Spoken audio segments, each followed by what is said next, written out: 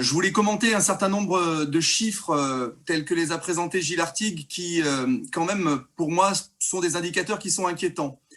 En termes de production de logements, l'objectif est quand même loin d'être atteint puisqu'on est à 69% de l'objectif de 2200 logements au global. Mais c'est surtout la répartition, effectivement, qui interroge fortement puisque Saint-Étienne fait figure de mauvais élève avec seulement 51% de l'objectif.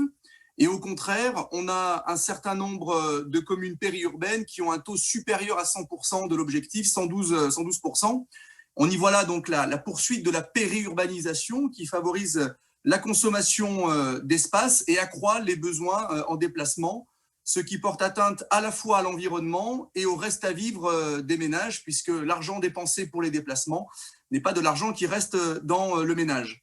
Et donc le rééquilibrage territorial inscrit dans les objectifs du PLH, pour l'instant, n'est pas en bonne voie, même si on ne peut que s'améliorer.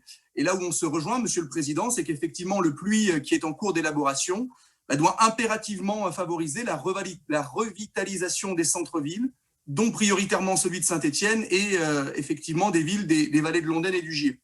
Sur la question du logement social, là aussi, j'ai envie de dire, nous ne sommes pas encore au rendez-vous de notre ambition, que ce soit en termes d'accession, puisqu'on est à 53% de l'objectif, ou de production, 48% de l'objectif. Alors ça, c'était déjà le cas lors du PLH précédent, et pourtant, les besoins restent importants pour les ménages à faible revenu, qui sont très nombreux sur notre territoire, et en grande précarité, encore plus peut-être dans les années qui viennent, en raison de la crise qui va avoir des conséquences durables. Alors, la question qu'on peut se poser, c'est pourquoi n'arrivons pas à atteindre la moitié, finalement, des objectifs que nous nous assignons nous-mêmes? Quelles sont les explications que l'on peut éventuellement avancer?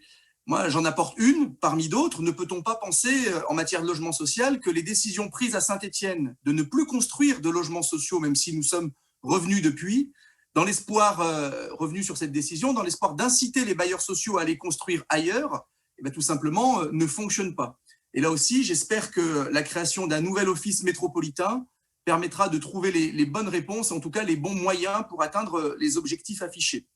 En matière de réhabilitation et de renouvellement, là aussi, on n'est pas très bon. 53% de l'objectif sur un objectif global donc de 3900 logements par an, d'autant plus qu'on peut aussi questionner la qualité de certaines rénovations, puisqu'on se fixe parfois comme ambition d'atteindre une classe énergétique D, alors ce qui est certes mieux que le E ou F qu'on trouve à la base, mais qui n'est quand même pas très ambitieux. En matière de lutte contre l'habitat indigne, effectivement, c'est aussi un enjeu extrêmement fort sur notre territoire. Les résultats sont encore à minima, alors que de nombreux ménages souffrent de mal logement. Et à cet égard, des outils existent. Je pense en particulier au permis de louer et je propose que notre métropole puisse étudier son instauration expérimentale sur certains territoires qui pourraient se porter volontaires pour l'expérimenter. Et on pourrait peut-être aller étudier ce qui se passe du côté de Roanne, puisque c'est mis en place depuis quelque temps et ça commence à porter ses fruits. Et pour terminer, je dirais que la crise actuelle, et en particulier les périodes de confinement successifs, ont amené nos ménages à s'interroger sur leur mode d'habiter. Et on a vu une réelle demande de plus d'espace dans les logements et d'un meilleur accès vers l'extérieur avec des terrasses, des jardins, une demande d'accès à des espaces publics de proximité, qualitatifs, agréables à vivre. Cela se traduit aussi par une forte demande en logement individuel et les agents immobiliers d'ailleurs le confirment au quotidien. Et cette demande pourrait finalement entrer quelque part en concurrence à la rénovation urbaine et au réinvestissement des centres-villes au profit des communes périphériques, au risque d'accroître encore un peu plus les inégalités territoriales, puisqu'on aboutirait finalement à un système où seuls les ménages les plus aisés pourraient avoir accès à ce logement-là. Donc je pense qu'il convient, pour lutter contre ce phénomène, d'accélérer les programmes de rénovation urbaine et de production de logements de qualité, accessibles aux ménages les moins favorisés.